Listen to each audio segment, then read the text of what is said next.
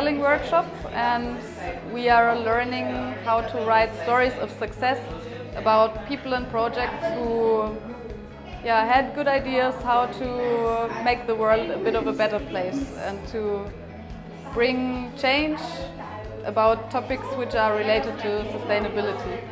We started with bringing together all our knowledge about sustainability, what it is, which kind of topics and challenges and solutions we already know. And from this big picture we came down to the very concrete stories of individuals and people who had good ideas how to change something in their environment. These children are brainstorming, they're sitting in circles, they are telling their stories, and we're encouraging them to put them down on paper or also in digital format, because that would have a wider reading audience. So they're working with iPads and two apps which are called Pixton.com and one is PowerComics.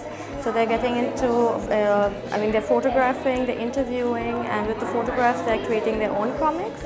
Some of them are also drawing it on the iPad and then telling their story. And some of them are doing it with Pixton, where they have the animated characters already and they're putting the story in that format. The workshop is very fun and I like stories, so the workshop is even better for me, and I chose this particular workshop because stories.